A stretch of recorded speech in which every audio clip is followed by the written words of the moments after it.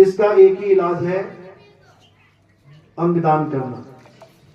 अगर कोई अपने शरीर को दान कर देता है तो समझ लो कम से कम 10 लोगों को वो जीवन दान देके जा रहा है। सबसे बड़ा दान इस दुनिया में नाम दान होता है जो गुरु प्रदान करते हैं, और सबसे बड़ा दान जो देह दान होता है जो एक भगत इस संसार को प्रदान कर सकता है। तो देह दान करने के लिए ऑर्बो नामक एक संस्था है, ORBO, जो एम्स के द्वारा संचालित है। आप ऑनलाइन फॉर्म डाउनलोड भी कर सकते हैं और उसको भर के मेल भी कर सकते हैं। अंगदान और देहदान जरूर करना है। इससे क्या फायदा होगा हमें?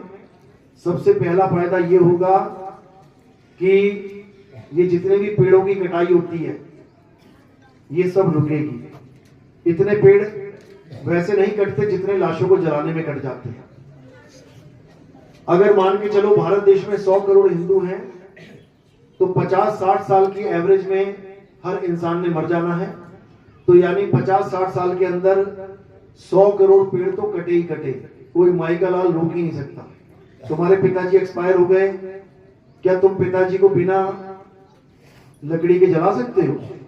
नहीं जला सकते। इसका मतलब पिताजी तो जले जले, साथ में एक पेड़ भी जला के ले गए। अब उसी पिताजी से पूछो कि पिताजी पूरे जीवन में आपने पेड़ लगाए कितने?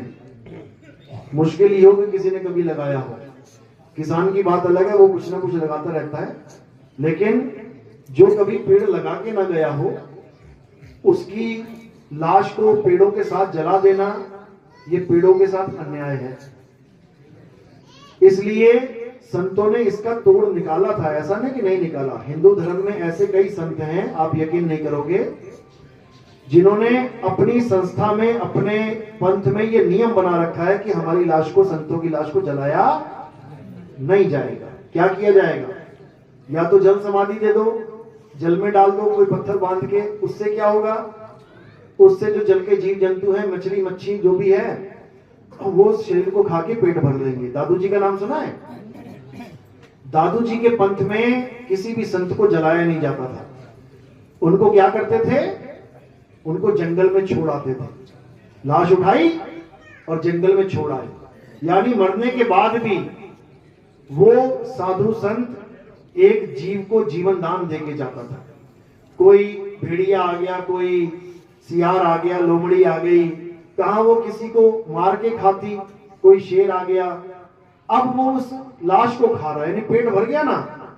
यानी 2 दिन एक जानवर जो खाता है, शेर जैसे शिकार करता है, तो हर दूसरे और तीसरे दिन में शिकार करता है। एवरेज टाइम यही होता है, रोज नहीं शिकार करता। फिर आराम करके पचाता है उसको अच्छे से।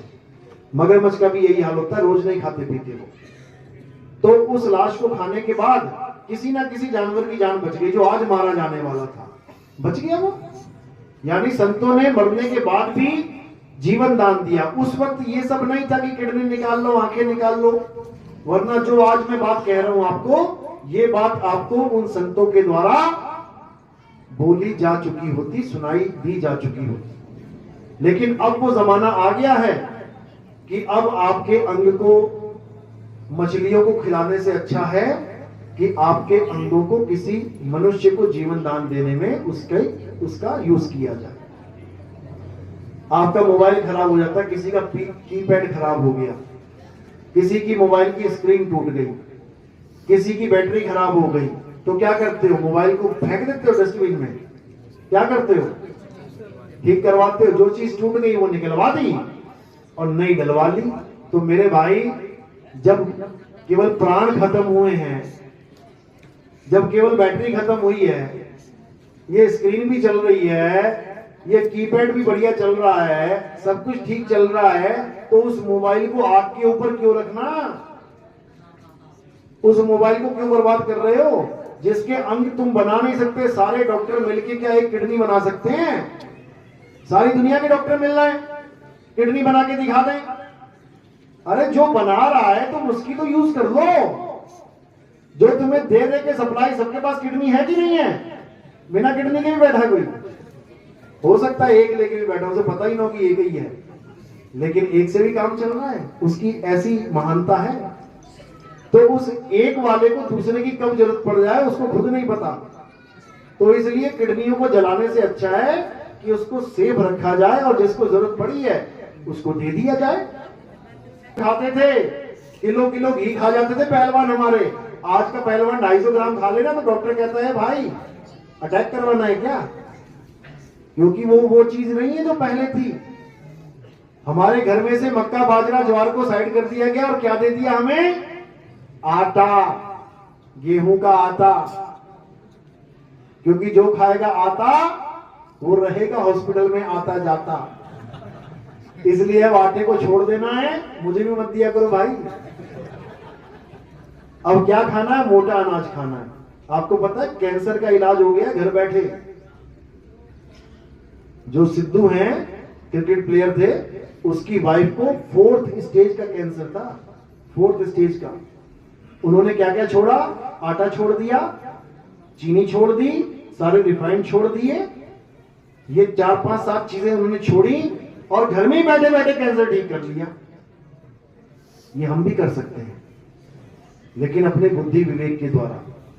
तो अब मोटा अनाज खाना है और मुझे भी खिलाना है और दूध भी खत्म कर देना है। अब दूध का भी नंबर लगने वाला है, क्योंकि दूध ना रहा, समझ रहे हो, जैसे प्यार ना रहा ना और दूध ना रहा। अब उसकी जगह हम क्या करेंगे सब लोग, अब नींबू वाली चाय पियो। कैंसर का भी इलाज इसी से हुआ है, समझ लो। नींबू एक ऐसी चीज है जो तुम्हारे अंदर इतना पावर ले आएगी कि सारे जितने भी कैंसर सेल है वो नींबू ही उड़ा देगा सबको। वो कहते ना कि दुश्मन के दांत खट्टे, समझ ही नहीं पाए खट्टे कैसे होते हैं। अब पता लगा कि किसके दांत खट्टे करने हैं। तो नींबू सबके दांत खट्टे कर देगा, कैंसर के दांत खट्टे कर देगा वो। तो अभी इसका पूरा चल रहा है थ्योरी, इसकी पूरी समझ के अच्छे से, और इसको हम लागू करेंगे और एक बहुत ही सुंदर समाज बनाएंगे, भेदभाव से अलग, जात पात से अलग, इन बीमारियों से अलग, हर चीज से अलग एक बहुत ही सुंदर समाज का निर्माण करेंगे। और ये सब आपकी मेहनत से होगा, आपके सहयोग से होगा।